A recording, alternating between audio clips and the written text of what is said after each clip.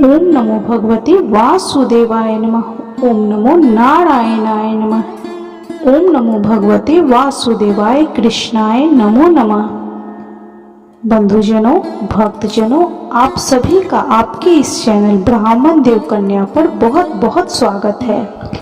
बंधुजनों, भक्तजनों, आज हम श्री पुरुषोत्तम मास, जो कि हर तीसरे साल पर आता है, की कथा सुनेंगे।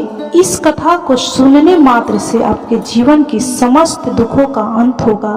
भगवान श्री हरि विष्णु आपके घर में मां लक्ष्मी के संग पधारेंगे और उनका आशीर्वाद आपको प्राप्त होगा।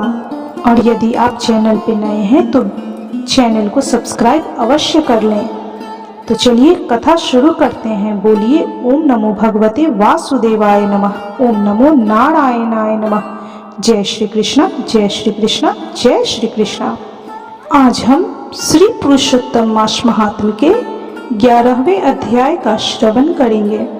यदि आपने इससे पहले के अध्याय का श्रवण नहीं किया है तो कृपया इससे पहले के अध्याय का लिंक वीडियो डिस्क्रिप्शन बॉक्स में दिए गए हैं, आप वहां अवश्य ही सुन लें। तो चलिए अब हम 11वें अध्याय का श्रवण करते हैं। बोलिए ओम नमो भगवते वासुदेवाय नमः। ओम नमो नारायणाय नमः। जय श्री कृष्ण, जय श्री कृष्ण, जय श्री कृष्ण।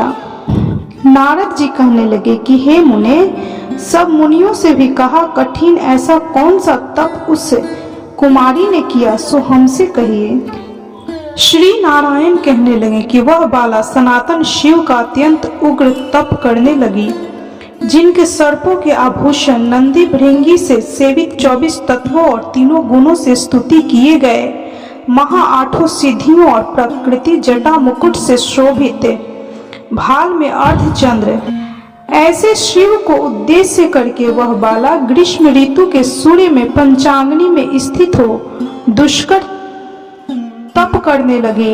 हेमंत तथा शिशिर ऋतु में ठंडे जल में स्थित मुख जल के ऊपर इस प्रकार दिखाई देती रही, जैसे जल के ऊपर कमल शोभायमान होता है। उसका ऐसा उग्र तप देखकर इंद्र महाचिंता को प्राप्त हो गए। हे अर्जुन, सब देवताओं को और महर्षियों को वह सराहने योग्य ऐसे उग्र तप में प्रवृत्त हुई ऋषि कन्या को 9000 वर्ष बीत गए तप करते हुए। फिर पार्वती पति शंकर ने इसके तप से प्रसन्न होकर अपना अगोचर रूप दिखाया। उस रूप को देखकर वह कन्या झटपट खड़ी हो गई, मानो उसके देह में प्राण आ गए। तप से उसका शरीर जो दुर्बल हो गया था, मानो हृष्ट पुष्ट हो गया। उस बाला ने नम होकर श्री शंकर को नमस्कार किया और विश्व वंदित श्री शिव को मानसोपचार से पूजन किया और उनकी स्तुति करने लगी। हे राजन, जब उस मेधावी ऋषि की तपस्विनी कन्या श्री शंकर भगवान की स्तुति करके शांत हुई, तब महाउग्र तप से उसका किया हुआ स्तोत्र सुनकर प्रसन्न मुख वाले श्री सदाशिव भोलेनाथ ने बोला कि हे तपस्विनी, तेरा कल्याण हो, मनोवांछित वर मांगो। महा आनंद में मग्न कुमारी कन्या ने ऐसा सुनकर प्रसन्न हुए शिव जी से यह वचन बोली कि हे दीनानाथ, हे महाकाल, हे महाकालेश्वर, यदि आप मुझ पर प्रसन्न हो तो मुझको पति दीजिए। ऐसा ही वह 5 बार कहकर शांत हो गई। तब शिव जी मुनि कन्या को कहने लगे कि हे बाला, तूने जो अपने मुख से कहा है वैसा ही होगा। तूने 5 बार पति मांगा है, सो हे सुंदरी कन्या, तेरे 5 पति होंगे। श्री कृष्ण कहने लगे कि श्री शिव के ऐसे अनिति प्रिय वचन सुनकर बाला बोली कि हे सदाशिव, एक स्त्री के एक ही पति हो सकता है, कहीं भी स्त्री 5 पतियों वाली न देखी न सुनी है। एक पुरुष के 5 स्त्री तो हो सकती है, मैं 5 पतियों वाली कैसे होऊंगी? आपको ऐसा कहना योग्य नहीं है प्रभु। हे प्रभु, ऐसा वरदान देने से आपको ही लज्जा होगी। उस कन्या के ऐसे वचन सुनकर श्री शिव कहने लगे कि इस जन्म में नहीं, अगले जन्म में तुम्हारे 5 पति होंगे। वहां तुम तपोबल से योनि से उत्पन्न नहीं होगी और वहां अग्नि से उत्पन्न हो सुख को प्राप्त होकर परम पद को प्राप्त होगी। दुर्वासा ऋषि मेरा ही रूप है, तूने उनका तिरस्कार किया। यदि दुर्वासा कोपायमान हो जाए तो ये तीनों लोकों को जला देवे। तूने अत्यंत ब्रह्मा तेज का तिरस्कार किया और तूने भगवान के प्रिय मास पुरुषोत्तम मास का व्रत नहीं किया, जिसको श्री कृष्ण भगवान ने सब ऐश्वर्य सौंप दिया है। हे बाले, मैं ब्रह्मादिक देवता और नारदिक तपस्वी जिन भगवान जी की आज्ञा नहीं टाल सकते, तूने उनको नहीं पूजा और अनादर किया, इसलिए तेरे 5 पति होंगे। हे बाले, जो पुरुषोत्तम मास की निंदा करते हैं वह घोर नरक में जाते, उसके विपरीत उसकी कभी भी भलाई नहीं हो सकती। जो पुरुषोत्तम के भक्त हैं वह पुत्र पौत्र और धन से युक्त हैं, इस लोक तथा परलोक की सिद्धि को भी प्राप्त होते हैं। हम सब देवता भी पुरुषोत्तम मास की सेवा करते हैं। इस प्रकार कहकर श्री नीलकंठ महादेव महाकाल तत्काल अंतर ध्यान हो गए। तब वह बाला चकित रह गई। सूत जी कहने लगे कि हे ऋषियों, सदा शिव के अंतर ध्यान होने पर उस कन्या को भी चिंता हो गई।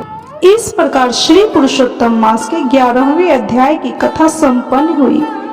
तो बोलिए ओम नमो भगवते वासुदेवाय नमः, ओम नमो नारायणाय नमः। जय श्री कृष्णा, जय श्री कृष्णा, जय श्री कृष्णा।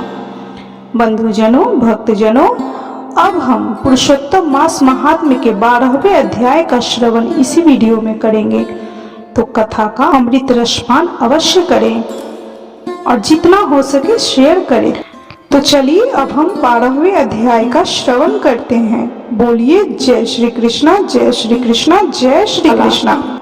भगवान शिव शंकर के चले जाने पर वह बाला कांतिहीन श्वास लेती हुई भयभीत होकर आंखों में आंसू लाकर रोने लगी। इसी प्रकार दुख से बहुत सी काल व्यतीत हो गए। फिर वह तपस्विनी भी बलवान काल की वश में हो गई। उसी समय बड़े धर्मात्मा राजा द्रुपद ने उत्तम यज्ञ किया। उस यज्ञ कुंड में से एक कन्या उत्पन्न हुई। वही मेधावी ऋषि की कन्या दूसरे जन्म में राजा द्रुपद की पुत्री द्रौपदी नाम से संसार में विख्यात हुई। सो यह राज द्रुपद के स्वयंवर में मछली की आंख बीधने पर अर्जुन को मिली। हे नारद, पुरुषोत्तम का अनादर करने से दुष्ट दुशासन ने इसके बालों को पकड़कर खींचा, परंतु उस समय वह बारंबार मेरे नामों को याद करने लगा। श्री कृष्ण कहने लगे कि द्रौपदी को मैं भूल ही गया था, तो भी मेरे को स्मरण आई। हे राजन, मैं तत्काल ही गरुड़ पर चढ़कर आया और अनेक प्रकार से खींचे हुए चीर को इतना बढ़ाया कि दुशासन उसको खींचता हुआ और चेत होकर गिर गया। सदैव मेरे से स्नेह करने वाली और पतिव्रता को पुरुषोत्तम मास के अनादर से मैंने भी उसको त्याग दिया। पुरुषोत्तम मास का तिरस्कार करने वाली को मैं भी त्याग देता हूँ। इसलिए सब प्रकार से पुरुषोत्तम मास ऋषियों और देवताओं के भी सेवन योग्य है। फिर मनुष्य को तो अत्यंत ही मनोवांछित फल देने वाला है। इसलिए आने वाले पुरुषोत्तम मास की आराधना करो। 14 वर्ष पूरे हुए, अब सब कुछ अच्छा ही होगा।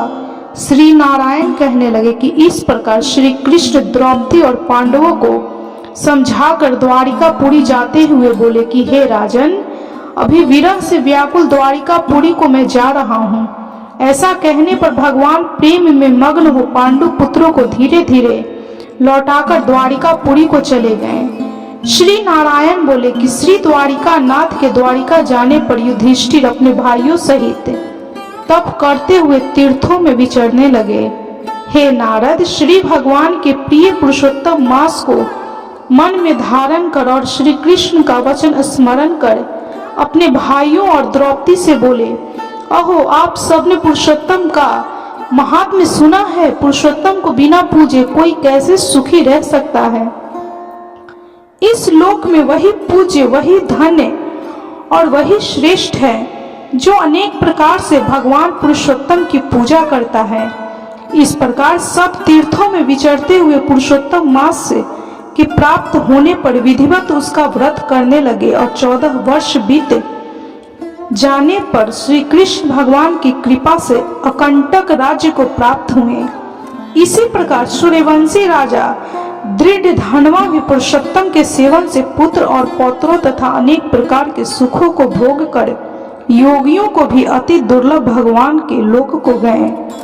इस प्रकार श्री पुरुषोत्तम मास महात्म्य के 12वें अध्याय तक की कथा संपन्न हुई। तो बोलिए ओम नमो भगवते वासुदेवाय नमः, ओम नमो नारायणाय नमः। जय श्री कृष्णा, जय श्री कृष्णा, जय श्री कृष्णा।